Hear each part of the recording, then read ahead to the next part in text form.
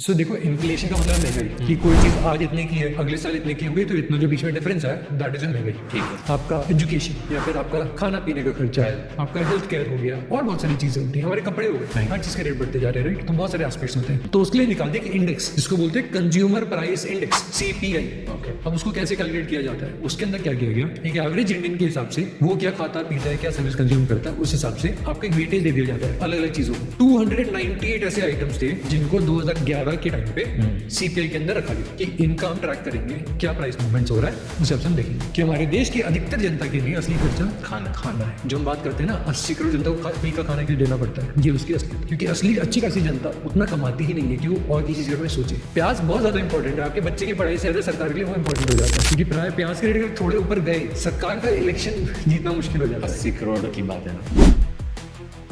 Hey guys, welcome back। आज जो बात होने वाली है ना, शायद आपकी सोच चेंज कर दे, तो वीडियो स्किप मत करना, एंड तक बहुत इंटरेस्टिंग होने वाला है। Let's get started. महंगाई होती क्या है वो बताओ, और CPI से हम जज करते हैं इसको, राइट। सो देखो, इन्फ्लेशन का मतलब है महंगाई कि कोई चीज आज इतने की है अगले साल इतने की हो गई, तो इतना जो बीच में डिफरेंस है दैट इज महंगाई। ठीक है। अब कुछ चीजें जो सस्ती भी होती हैं, सो फॉर एग्जांपल एक टीवी अगर आप उठाते हैं, टीवी 1990s में जितने का आता था आज इतने का आता है, बहुत ज्यादा प्राइस करेक्शन हो गया, टेक्नोलॉजी लेड प्राइस रिडक्शन हुआ, सोलर पैनल आप ले लो, रिडक्शन हुआ, बहुत चीजें महंगी भी होती जाती है। ठीक है। आपका एजुकेशन या फिर आपका खाना पीने का खर्चा, आपका हेल्थ केयर हो गया और बहुत सारी चीजें होती हैं, हमारे कपड़े हो गए, हर चीज के रेट बढ़ते जा रहे हैं, राइट। तो बहुत सारे एस्पेक्ट्स होते हैं। ठीक है। लेकिन दिक्कत कहाँ आती है, हमारी सरकार डिफाइन करती है कि बॉस अगर आप ओवरऑल इन्फ्लेशन देखें, महंगाई, उसको एक नंबर में आप आखिर कैसे पिरोएंगे, इतने सारे आइटम होते हैं और जरूरी नहीं है ना कि आप जिन चीजों पे खर्चा करते हैं उस पर मैं भी करूँ, तो आपके लिए महंगाई अलग होगी, मेरे लिए अलग है, कैसे करेंगे। तो उसके लिए निकाल दिया कि इंडेक्स, जिसको बोलते हैं कंज्यूमर प्राइस इंडेक्स, CPI। अब उसको कैसे कैलकुलेट किया जाता है, उसके अंदर क्या किया गया, एक एवरेज इंडियन के हिसाब से वो क्या खाता पीता है, क्या सर्विस कंज्यूम करता है, उस हिसाब से आपको एक वेटेज दे दिया जाता है अलग अलग चीजों को। 298 ऐसे आइटम्स थे जिनको 2011 के टाइम पे CPI के अंदर रखा गया कि इनका हम ट्रैक करेंगे, क्या प्राइस मूवमेंट्स हो रहा है, उस हिसाब से हम देखेंगे। बेसिकली उतना आइटम्स इन्होंने रखे थे जिसके वो अलग अलग चीजों के प्राइस मेजर करते हैं। ये अच्छा, प्याज का क्या रेट चल रहा है, आलू का क्या चल रहा है, एटसेट्रा एटसेट्रा। ऐसे 299। या अमेजिंग पार्ट इज नाउ 46% जो ओवरऑल वेटेज है that was for food alone, कि हमारे देश की अधिकतर जनता के लिए असली खर्चा खाना है। जो हम बात करते हैं ना, 80 करोड़ जनता को फ्री का खाना क्यों देना पड़ता है, ये उसकी असलियत। क्योंकि असली अच्छी खासी जनता उतना कमाती ही नहीं है कि वो और किसी चीज में सोचे। उसके लिए रोटी कपड़ा मकान जो है ना, उसमें मकान तो बहुत दूर है, कपड़ा वही वाला वो 2-3-4 साल पहन लेगा, लेकिन रोटी रोज का कैसे लाए, वो खाना रोज का कैसे लाए, वो इंपॉर्टेंट पार्ट है। ये 46% जो है, ये 2011 में जो सेट हुआ था, 2011-12 में, अभी 12 फरवरी 2026 यानी लगभग कितने 3 महीने हुए, 3 महीने पहले तक यही चल रहा था। 15 साल में 16 साल में हमारे देश की इकोनॉमी कितनी बदली है, ट्रांसपोर्टेशन, ये वो मोड्स, आपका डिजिटल इकोनॉमी,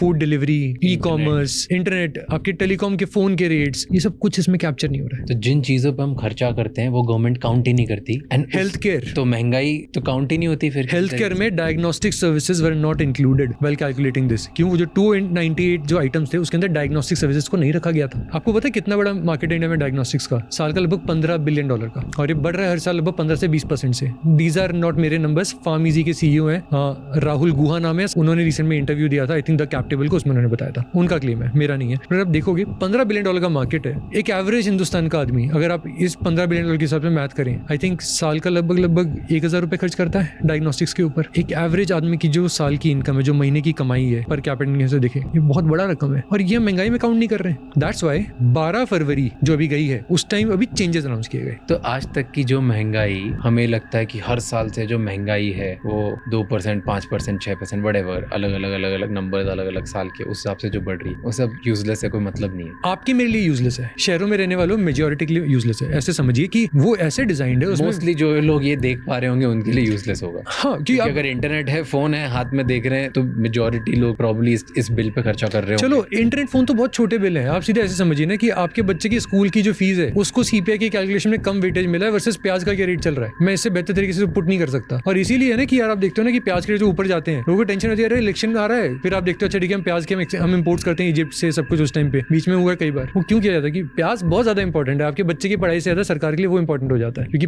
प्याज के रेट अगर थोड़े ऊपर गए, सरकार का इलेक्शन जीतना मुश्किल हो जाता है। 80 करोड़ की बात है ना। Exactly, more than 50%। एग्जैक्टली। सो इससे बढ़िया कोई तरीका नहीं बताने का। आपके, हमारे बच्चे, हमारे पेरेंट्स के या हमारे हेल्थ केयर, उससे ज्यादा इंपॉर्टेंट हमारे देश में CPI की कैलकुलेशन में प्याज का रेट होता है, आपके खाने पीने का, आटे का, चावल का रेट होता है। एंड ये मैं किसी को क्रिटिक करके नहीं बोल रहा हूँ। तो आपके लिए महंगाई अलग तरीके से कैलकुलेट होनी चाहिए, और जो बहुत ज्यादा पैसे कमाता है उसके लिए अलग और जो बहुत ज्यादा गरीब है उसके लिए अलग। बिल्कुल, क्योंकि उनके खर्चे ही अलग है ना। कोई ऐसा आदमी जिसका बच्चा आज के सरकारी स्कूल में पढ़ता है, उसको अगर मैं जाके बोलता हूँ कि यार education inflation in this country is 14, 15, 20%, उसके लिए वो इरेलेवेंट है। कोई मतलब नहीं। उसके ऊपर मैं क्यों मैं उसके कैलकुलेशन उसका बताने जाऊँ, वैसे तो बताएगा ही नहीं कोई, लेकिन पॉइंट इज उसके लिए वो इरेलेवेंट है। एट द सेम टाइम आपको मुझे कोई आके बोलता है कि यार भाई प्याज जो 40 रुपए का था ना वो 80 का हो गया, हमें उतना फर्क पड़ेगा क्या? टू बी फ्रैंक, हम खाएंगे ना, तो हमारे कैलकुलेशन में उसको इतना क्यों वेटेज मिला है? मुझसे फर्क पड़ेगा कि यार मैं जो हेल्थ इंश्योरेंस में लिया था उसका प्रीमियम एक साल में 25% क्या बढ़ गया, मुझे उससे फर्क पड़ेगा। मुझे इससे फर्क पड़ेगा कि यार मैं जिस हॉस्पिटल में जाता हूँ, 2 साल पहले मैंने मम्मी का ऑपरेशन करवाया था किडनी स्टोन का, मेरे 2 लाख रुपए लगे थे, अब सडनली 4.5 लाख कैसे लग रहे हैं पापा के टाइम पे? हमें उससे फर्क पड़ता है। तो very different Indias, we can't compare the to.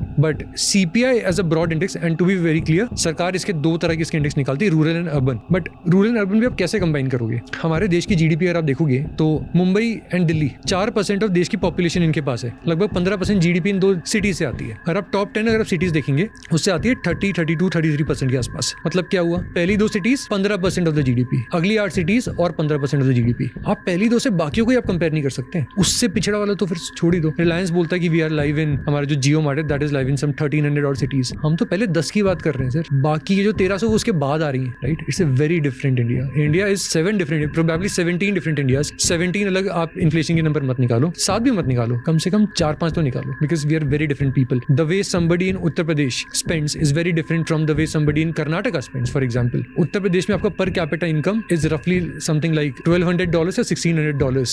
आपका यही अगर आप कर्नाटका आते हो, it's a very different number. कैसे आप दोनों का भी एक साथ रख सकते? जैसे फॉर एग्जाम्पल मैं आपको एक और एग्जाम्पल देता हूँ। अनएम्प्लॉयमेंट का हमारा क्या फिगर आपको पता है? हमारे सरकार का एक सर्वे होता है जिसको बोलते हैं PLFS, periodic labour force survey. अब ये मैं कई और जगह पहले बता चुका हूँ, तो कुछ लोग ऑलरेडी पता होगा शायद मेरी ऑडियंस में पर्टिकुलरली। मैं बड़ा शॉक था जब मेरे को पता चला कि PLFS का सर्वे बहुत सिंपल होता है। आप सर्वे करते हो, सिंपल मैथ है। अगर जयंत और राज एक चाय की टपरी पे बैठे हुए 2 मजदूर है, जयंत ऐसा आदमी जिसको हफ्ते भर से चाय की टपरी बैठा है, कोई आके काम पे नहीं लेके गया। राज एक ऐसा आदमी जिसको किसी ने आके बोल दिया चल भाई गोडाउन में चल, 100 रुपए दूंगा, घंटे भर का काम है, सामान उठा के गाड़ी में रख दे। Raj is counted as an employed person, I am counted unemployed. क्या राज और जयंत में कोई फर्क है? हम दोनों बेरोजगार उस पे बैठे थे, बाई चांस किसी ने आके राज को बोल दिया कि चल, क्या हम एम्प्लॉयड हुए?